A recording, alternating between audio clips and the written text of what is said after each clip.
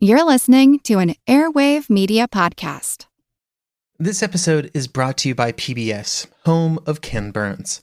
Ken Burns' films aren't just documentaries, they're national events, and his latest, The American Revolution, is the one you've been waiting for. When you think American Revolution, you probably picture tea crates in Boston Harbor, founders signing documents in Philadelphia, redcoats marching into battle. But Ken Burns, along with Sarah Botstein and David Schmidt, take us so much deeper. This was a revolution that was bloody, complicated, and unbelievably consequential. It's a story of people, some you know and many you don't, who risked everything to change the course of history. Their fight for independence lit a spark for freedom that still burns today. George Washington called it the cause of mankind, and John Adams wrote to his wife Abigail, "Posterity, you will never know what it cost us to preserve your freedom." With the American Revolution, Ken Burns and his team bring us a story that's vast, human, and deeply relevant, a story that belongs to all of us. Stream The American Revolution on the PBS app. I can't wait to give it a watch. Hi, I'm here to pick up my son Milo. There's no Milo here. Who picked up my son from school? Streaming only on Peacock. I'm gonna need the name of everyone that could have a connection. You don't understand. It was just the five of us. So this was all planned. What are you gonna do? I will do whatever it takes to get my son back. I honestly didn't see this coming. These nice people killing each other. All Her Fault, a new series streaming now, only on Peacock.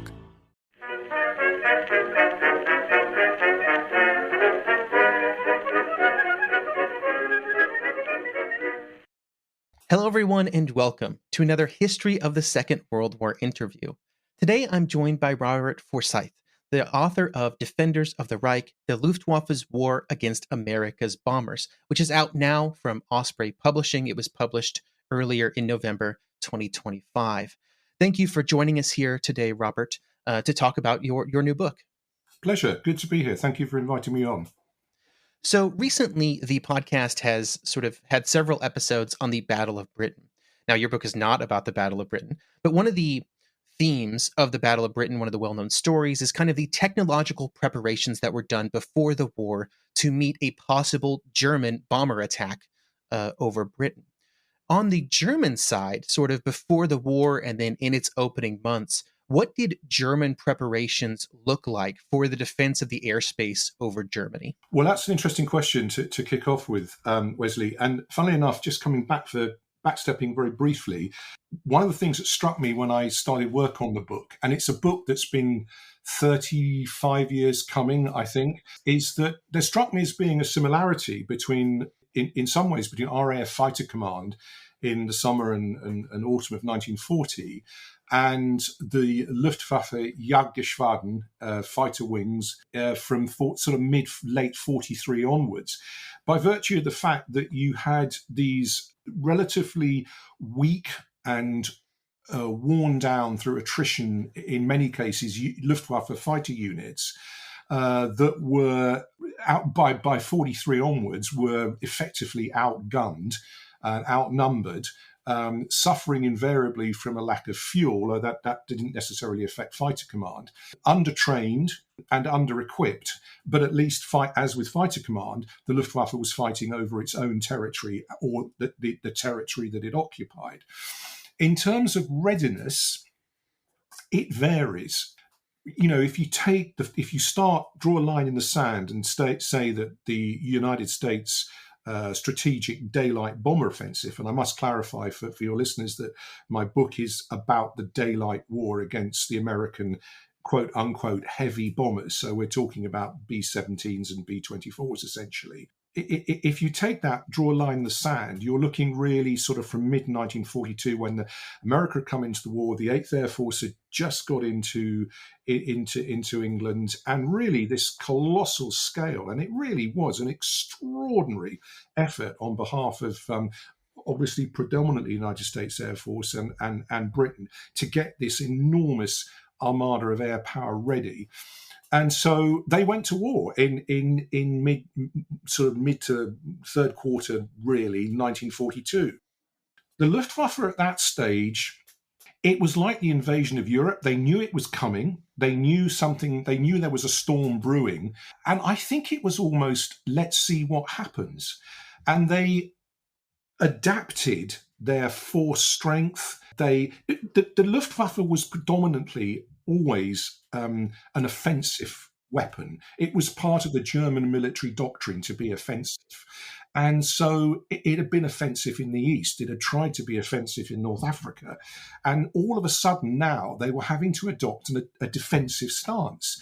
And they weren't really, to say they weren't ready is not quite true, but they had to adapt. And from 1942, the last 6 months of 1942 just saw probing on both sides. So you had bombers going in without any fighter escort. Eventually Spitfire escorts came in, followed by P-47 Thunderbolts. And there were 109. Okay, so there were Messerschmitt Bf 109 fighters, which was the sort of, at that stage, the main German fighter, which had been upgraded, re-engined, rearmed. It was, the Germans had an expression along the lines, something like it was the same old shirt with a few more bumps and creases. And that's effectively what it was. And they'd also, in 1941 onwards, they introduced the Focke-Wulf 190, which was a big radial engine fighter with a BMW 801 engine, very stable gun platform, wide tracked undercarriage. And those were the two German frontline single engine fighters. They also deployed eventually Messerschmitt Bf 110 heavy fighters, twin engine heavy fighters. To answer your question, I'm sorry, I was just sort of trying to set the scene, but to answer your question, it was certainly from 42 onwards through really to beyond Schweinfurt and really to beginning of 44, I think it's fair to say that it was a period of the Luftwaffe having to adapt, and mainly to adapt to American tactics. And it was, to say that the Luftwaffe was on the back foot in 43 is wrong, but it was always having to adapt. So were they ready? Yes, they were ready, but they weren't quite sure what they had to be ready for, if that makes sense. Given the changing nature of the Allied daylight bombing efforts kind of over this period, let's call it mid-42 to the end of the war, the Luftwaffe was constantly being forced to adapt, right, to changing Allied tactics, to the massive increase in Allied numbers. And kind of throughout your book, you kind of track and discuss a lot of these changes. You have to. That's the story, right? So at a high level, could you discuss maybe sort of some of the ways that the Germans adapted to these changing conditions, the changing landscape of what was being asked of them during this period? Sure. Well, initially, as I said, when the American bombers went in, first P-17s, then the Liberators, it was really, how do we bring these things down? And in late 42 into mid 43, it was pretty much a free-for-all. I mean, the Germans had one thing they did have was a relatively sophisticated warning network. So they knew when Allied bomber formations were forming up over eastern England, they knew what was coming at them. And they knew from very early on, it was just companies like Telefunken and Siemens and people like that had developed an extraordinary communication system. So the aircraft was sent up. They were scrambled, just like the pilots of RAF Fighter Command in 1940. Up they went. And, we cannot imagine here today what it must have been like for a 21-year-old fighter pilot, freshly trained, going in to this formation, this huge formation of what they called Viermot, four-motor bombers, bristling with, 50 caliber Browning machine guns in a relatively rigid, self-protective formation, and with high combined closing speeds. And what they did first was just basically to attack from whatever angle they could and try to shoot things down, whether that meant coming from behind, coming from the front, diving down, coming up from underneath. And for example, the early B-17s, the B-17Fs, did not have, or very, very little, forward defensive gunnery. So they quickly identified that one pilot, a man called Egon Meyer, quickly identified that actually possibly the best and most effective way to attack a B-17 was from the front, because at that stage, the US 8th Air Force had not fitted their B-17s with the Bendix twin-gun chin turret. And that took a lot of skill. You know, you imagine the frontal silhouette of a B-17, and you're approaching that, and you literally had 2 or 3 seconds to fire. Now, German machine guns were initially 13 millimeter machine guns.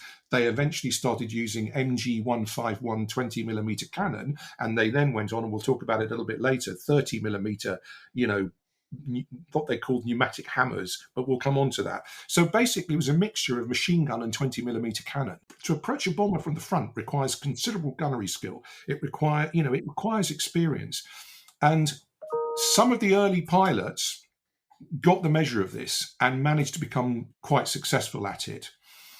But then this cat and mouse element creeps into the whole thing, and it's who's got the one-upmanship.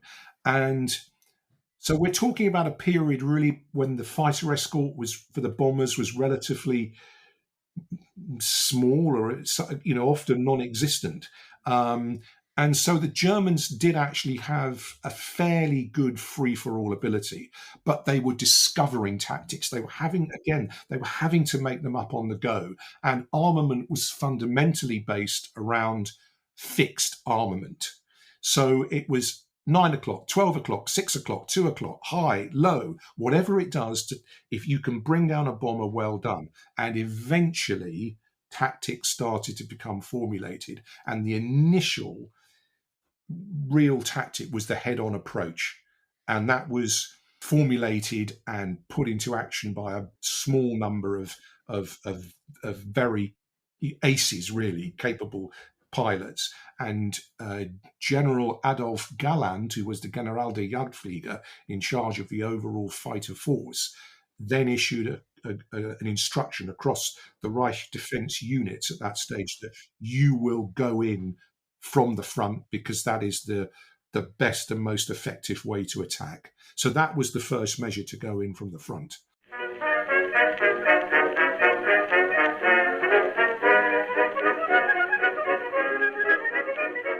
This episode is brought to you by PBS, home of Ken Burns. Ken Burns' films aren't just documentaries, they're national events, and his latest, The American Revolution, is the one you've been waiting for.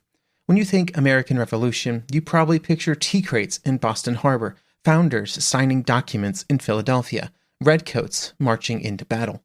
But Ken Burns, along with Sarah Botstein and David Schmidt, take us so much deeper. This was a revolution that was bloody, complicated, and unbelievably consequential. It's a story of people, some you know and many you don't, who risked everything to change the course of history. Their fight for independence lit a spark for freedom that still burns today. George Washington called it the cause of mankind, and John Adams wrote to his wife Abigail, "Posterity, you will never know what it cost us to preserve your freedom." With the American Revolution, Ken Burns and his team bring us a story that's vast, human, and deeply relevant, a story that belongs to all of us. Stream The American Revolution on the PBS app. I can't wait to give it a watch. If we knew more about our sleep, what would we do differently? Would we go to bed at a consistent time or take steps to reduce interruptions to our sleep? With the all-new Sleep Score, Apple Watch measures your bedtime consistency, interruptions, and sleep duration. Then, every morning it combines these factors into an easy-to-understand score from 1 to 100. So you'll know how to take the quality of your sleep from good to excellent. Introducing the new Sleep Score on Apple Watch. iPhone 11 or later required.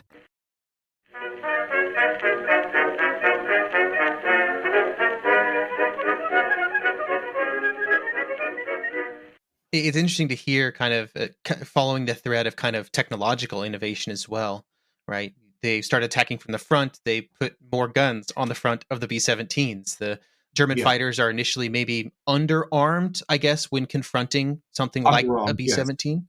Yes. But then they change over the course of time. Absolutely. Well, one of the first things they did around the time of Schweinfurt. So you're talking the autumn of October 1943. And of course, what's happened by then is that the raids are getting deeper. And they've introduced the Americans have brought in the P-47 Thunderbolt, superlative fighter. Now, the Thunderbolt could only really get up to the German border, Aachen, around there. It couldn't range particularly far, but they had cover up to that point. And but after that, the Thunderbolts had to turn back. They didn't have the legs, so the bombers were then on their own. But you're talking about boxes, combat wings of 60, 100, 150 bombers. And as the war progressed, that number went up to 700 or 800 bombers when they were doing the deep penetration, fully escorted raids. They were up to, late hundreds of bombers. Nevertheless, 1943, late 1943, they're still sending closely packed, heavily armed bombers. Okay, they haven't yet got the chin turret, but and the gunners have become more experienced. So the Germans realise they've got to, and the other thing is the numerical superiority of the United States Air Force. American factories were just turning out, the automated production line assembly. I mean, it was just an extraordinary. There's a photograph in the book which I just love of a B-17 being built in this floodlit hangar, and there's bomber after bomber after bomber behind them, and the Germans just couldn't deal with this. They no matter how good pilots are, they've got a core of experience. They just couldn't deal with it. So what they then did was say, we've got to do something about this. We've got to get creative. So what they did is they basically they realized that they had to split up the formation. The key was to break down the firepower. You can't do that, as you correctly say, Wesley, with light fixed armament. You've got to have almost a kind of shotgun. And one of the first things they did was they adapted, again, there's that word, they adapted an army weapon, which was a 21 centimeter mortar. And it was a big lump of metal, and it was a spin stabilized shell, and they slung launching tubes under the wings of Focke-Wulf 190s and Messerschmitt 109s, and twin tubes under each wing of a Messerschmitt Bf 110 twin engine fighter.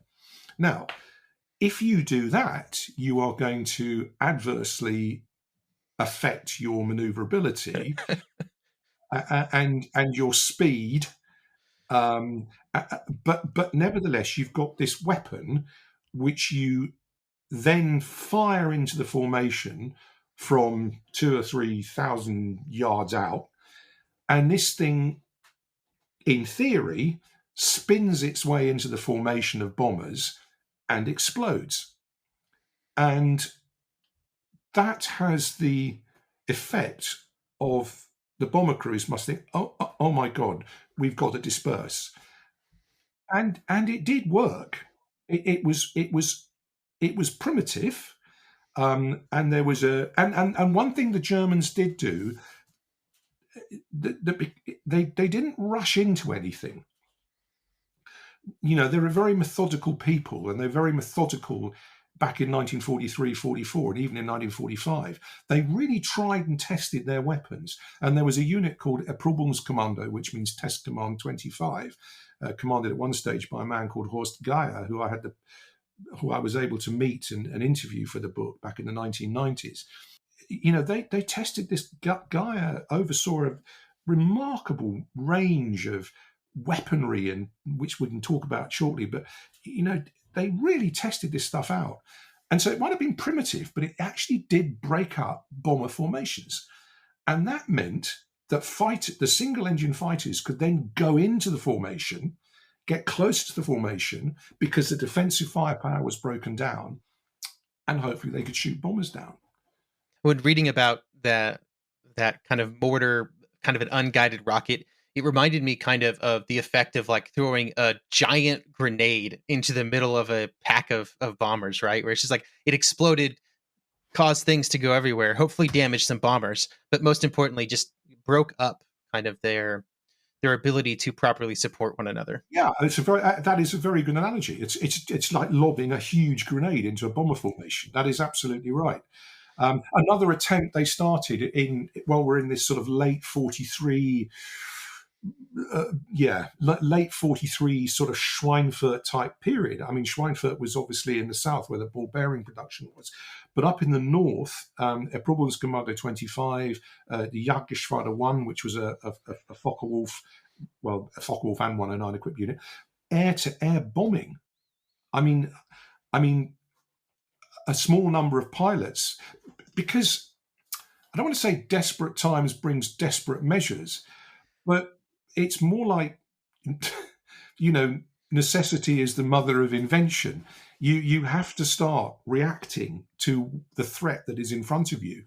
And so along with air-to-air mortars, and there were 21 centimeter mortars, it's quite a big caliber, were air-to-air bombing. So they were dropping 50-kilo bombs and parachute mines and things like that into bomber formations. Now, was that worth the effort? Was it successful? Probably not in war-winning terms. But if you read 8th Air Force intelligence reports and post-raid reports, bomber crews, they were alarmed, they were worried, and that has a morale. It's adverse for morale because when you've got to go up the next day, or in the briefing room somewhere in East Anglia, the intelligence officer says, "Okay, guys, you're going back to Kiel or Wilhelmshaven, or you're going to Hamburg again," and a few days before they'd had air-to-air bombs thrown at them and lots of metals chucked through the air at them. I mean, in addition to fixed armament, it must have been pretty daunting. and that's one of those things where in hindsight, with perfect clarity of what was going to happen and how things developed, it seems maybe a little silly, maybe not worth the time. But they didn't know that at the time. Like, that could have been the war-winning strategy. Like, they didn't know how effective it was going to be. Yeah, and they were having to adapt. And this is the thing. And I think it's very easy, perhaps, to look at, and you can probably apply this to the land war in some respects and the sea war, but in the air war, you in the West and over the defense of the Third Reich, you can say, well, they lost, and they did lose, but I think that would be rather facile. I think there was a lot of ingenuity, there was a lot of invention, equally by late 43, the Germans, the Luftwaffe had started to, its command and control methods had become much more sophisticated. As I said, that they knew when a raid was forming up over East Anglia, the east of England. They knew when that was happening. They were pretty accurate on forecasting strength. And certainly by the time bombers were approaching the Dutch coast and crossing into occupied Holland and Belgium and heading towards the German border, they knew exactly what force they were going to have to contend with. And then it was a point of marshalling forces. But their command and control system, they started building bunkers, very successful, not underground bunkers, but controlled big, they called them bunkers, but they were above the surface. Big, massive, concrete reinforced buildings, which housed fighter corps and fighter divisions, and there were also regional fighter commanders. And these guys were connected by a very sophisticated form of radio communications, teleprinter signaling. So they were able to respond and to guide their fighter assets through command and control and detection. And that's something I wanted to concentrate on in the book, because very often when you read about the defense of the Reich, it's, Jagdgeschwader 300 or 4 JG3 sent up some formations and they hit the 100 bomb group, and this, so-and-so shot so many down and so many bombers fell down. But actually, how do they do that? How do they get there? And what I discovered over the last 30 years of researching this book was just how sophisticated the command and control was. I think that's one of the things where, like, when your perspective sort of the perspective you're taking in this book is very much from the German side, Yeah. right? And so oftentimes when you read about the strategic bombing campaign, it's from the American or the British side. And like the German efforts to stop them are really focused in on exactly what you're talking about. Like this group met this bombing raid, this group met this bombing raid. And there's not a lot of discussion of how those things were happening on the German side behind the scenes. And that can make it look incredibly ad hoc, Yeah. incredibly disorganized, Yeah. and Yeah. makes them look unprepared. Yeah, well, that's right. It does.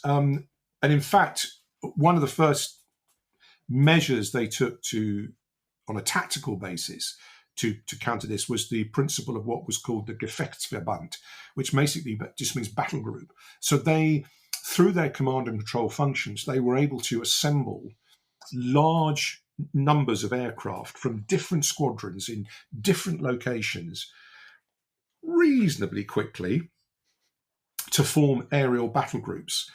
And they were able to bring together their mortar-equipped aircraft together with high escort fighters. So often you'd get Focke-Wulf 190, which, as I said, was a very stable gun platform as an aerial fighter.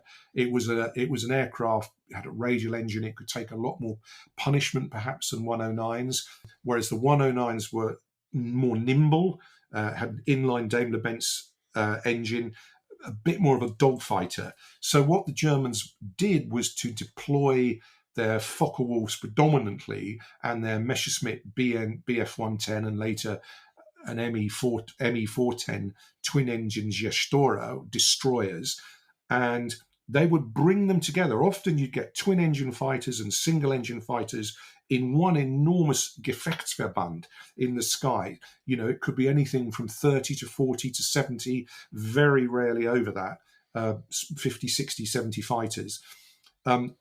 And they would also include high cover. So the 109Gs would be at higher altitude to take on the Allied escort fighters, leaving the mortar-equipped and heavily armed fighters to go in for the kill.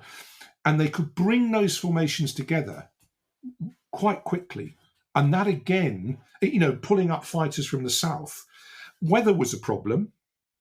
And then in this cat and mouse game, the United States Air Force slightly got the better because they began to realize what the Germans were doing. So the United States Air Force would then occasionally send in not a decoy raid, but a smaller raid. And that would often fox the German controllers on the ground as to what was happening.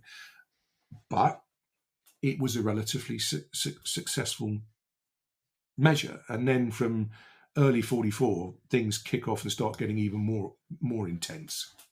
So one of the themes throughout your book covering this time period, and essentially every historical discussion about the strategic bombing campaign, discusses and characterizes it as a war of attrition, especially in those later years. It seems like the Germans were not prepared to fight a war of attrition in the air, certainly in the middle years of the war. So sort of, how did they try to address this problem of American just brute force manufacturing of B-17s and B-24s and fighter aircraft? How did they try to address that throughout the war? And I guess, how successful were they in those efforts? Okay, well, you've got two things. You've got aircraft, and then you've got to have pilots to fly those aircraft. The irony is that just as America was producing more and more bombers and fighters, the irony is that German fighter production reached its zenith. The Messerschmitt factories at Augsburg and Regensburg and Obertraubling and places like that, Focke-Wulf works at Bremen, were producing relatively high numbers of quite high numbers of fighters. It reached the production zenith in spring 1944.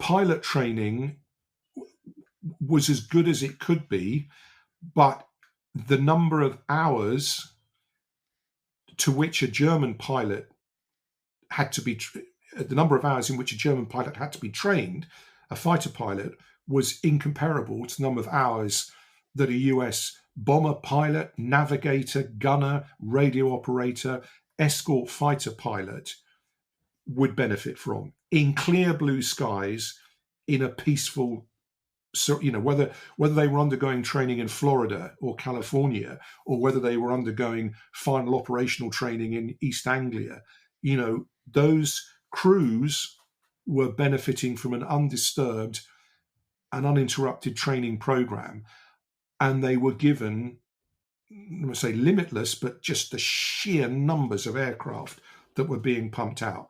German pilots had to undergo their training amidst bombing raids.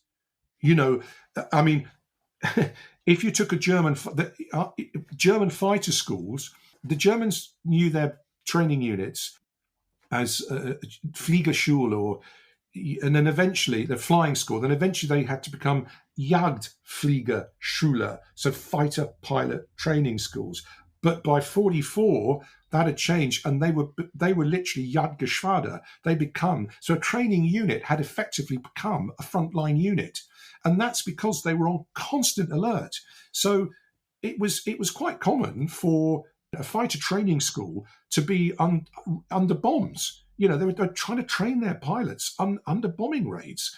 And of course, US, as much as German intelligence about American raids and tactics was relatively good, so the Allied intelligence was also exceptional. And they knew where the airfields were, so they knew where to target. So, although the Germans, as I said, in the spring of 1944, their factories were building more fighters than ever. They even set up something called a Jägerstab, which is a fighter staff, which was members of the German aircraft manufacturing senior executives, Albert Speer's war ministry. They were really coordinated, and Erhard Milch chaired it, who was the Secretary of State for Air, and they were really, focusing on logistics and how to get parts from A to B, and they succeeded in building fighters. But you can't fly fighters with inadequately trained pilots. But the system was being bombed and attacked, and they just never had time. So they were putting undertrained pilots into aircraft to go and shoot down these huge, enormous armadas of American air power. And again, ironically, at just that time, they had to devise this invention, this sense of inventiveness continued, and more weapons came on, and more ingenuity, and I have to say, slightly more desperate things started to happen. But it really manifested itself in a lot certainly what I mentioned in the book is a lot of advanced weaponry started to appear from the spring of 1944 onwards.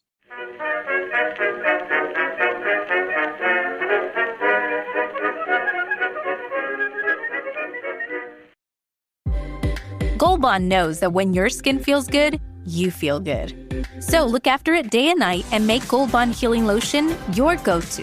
It's clinically shown to visibly heal and moisturize dry skin in just one use. We all deserve soft, healthy-looking skin every day, so choose a trusted brand with proven results. Gold Bond Healing Lotion. Buy yours now at Walmart.com.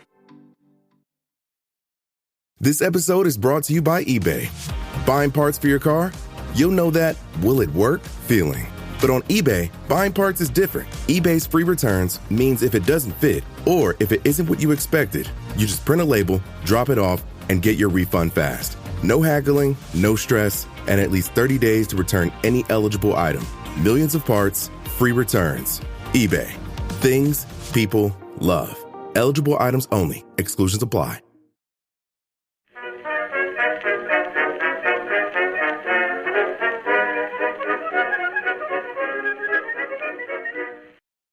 It's interesting that you mentioned training there so much, because it seems like a very common theme that when the Air Forces, in various theaters, various participants in the war, when they find themselves in a bad situation, the pilot sort of experience situation becomes like a cascading failure, right? Because of the wide variance in effectiveness of a fighter pilot between somebody who's new and somebody who's experienced. Like, there's a huge gulf there. As you start losing experienced pilots, your force as a whole becomes less efficient, so then you lose more experienced pilots, and then it becomes less efficient. And then you are left with these pilots with not enough experience who are far less effective at their jobs than those experienced pilots that now you don't have anymore. Absolutely. That's, again, effectively the candle is burning at both ends. You know, they're losing, as you said, they're losing their formation leaders and their formation commanders. And they're bringing in guys from the East, you know, who are wearing the Knight's Crosses. They've got 100 plus kills. And they're coming into a new, you know, they may have shot down, you know, Sturmoviks and Lags and in Russia, and they may have, you know, they used to call it turkey shoots and all the rest of it, but they're having to come back to defend their homeland, and the psychological effects of that, you are defending your homeland.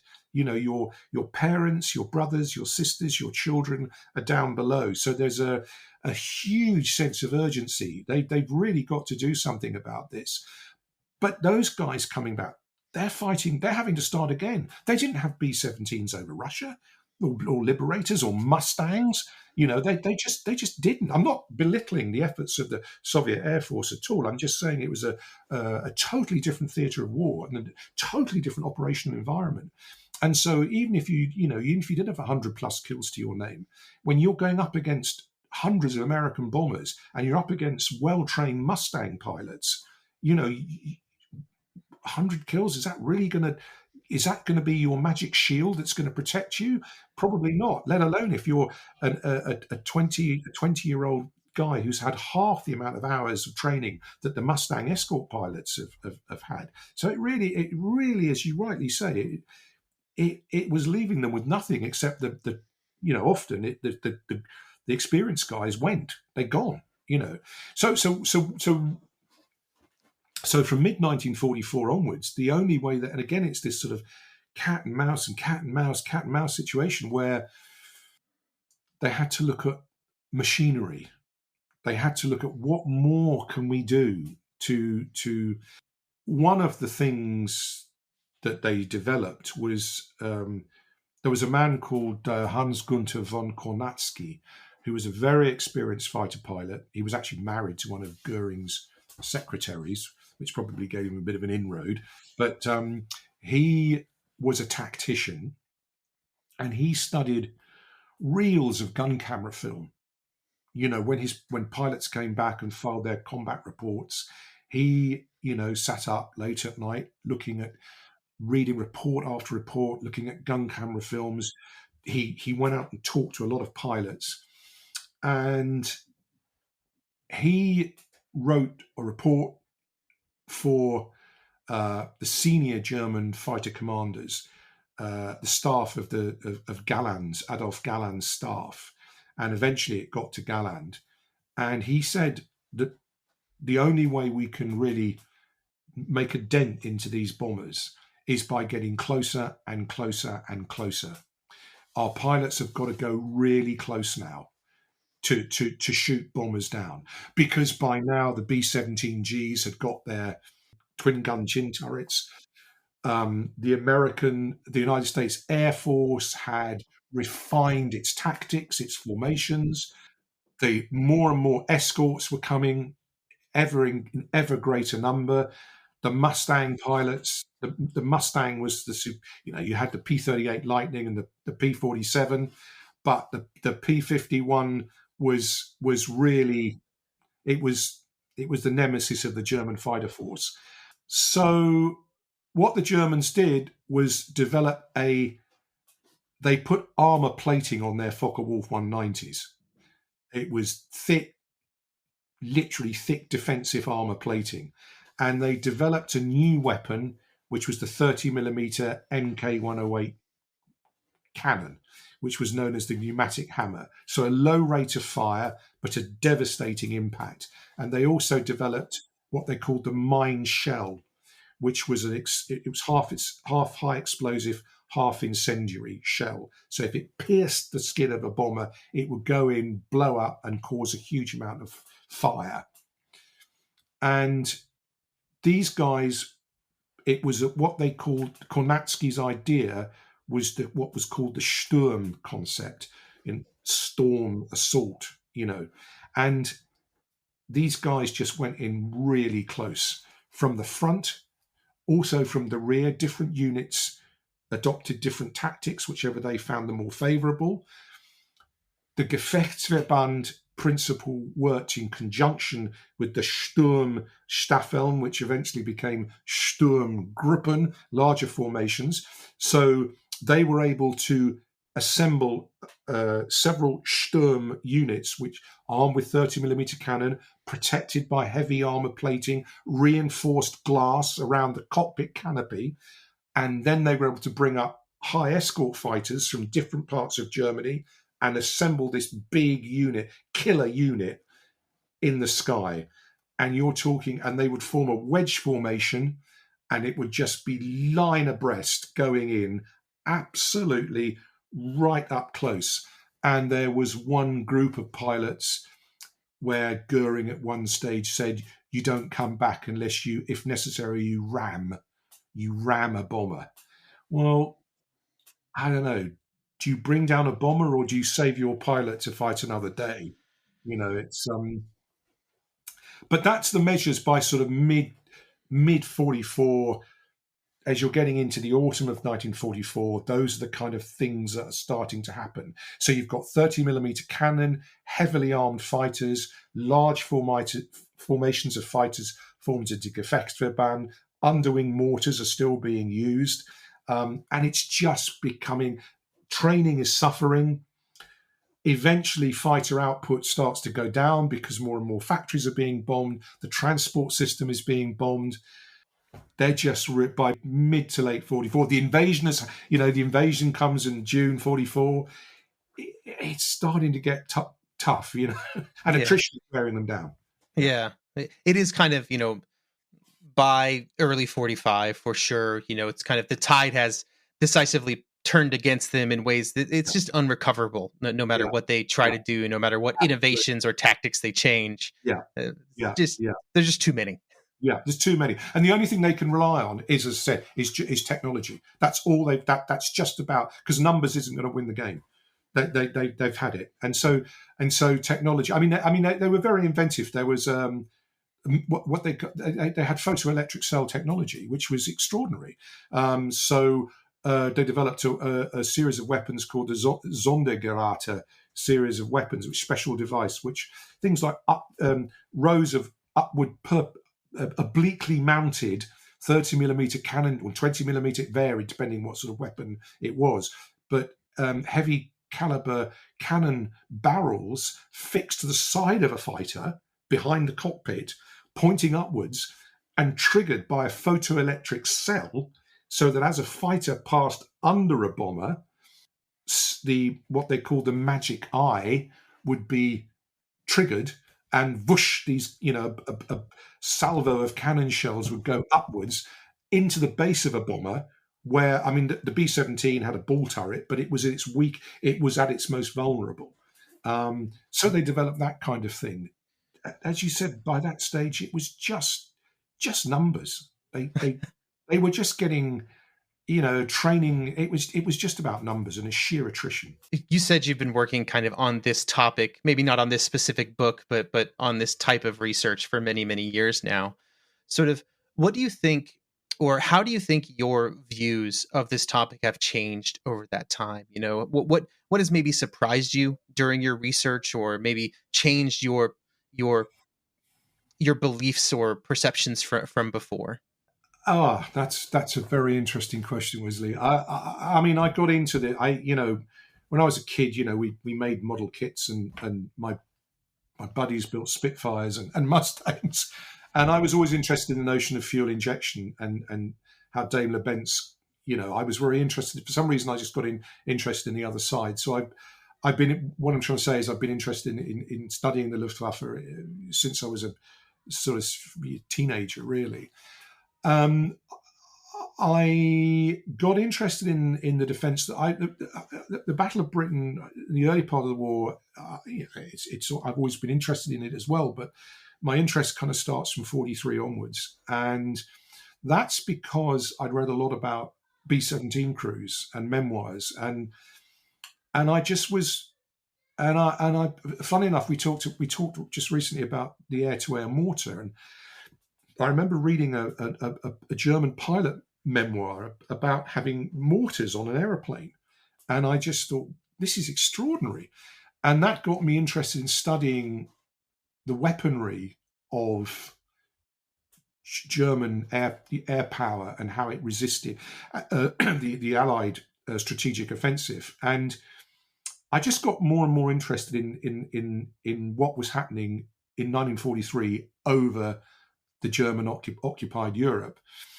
What's changed? I guess when I was younger, I was in awe of when I studied and I got documents. I started to go to the Imperial War Museum here in London and later elsewhere, and going to the National Archives. And I eventually went out to Germany and I interviewed pilots.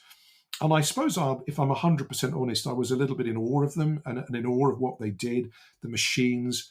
And then I went through a period and I thought, I just don't get it. I don't get how and why they fought.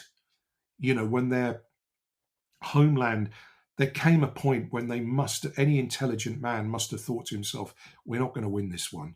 And, we've got the Russians in the east, we've lost North Africa, Italy has basically collapsed. We're just not going to win this. And so the thing that,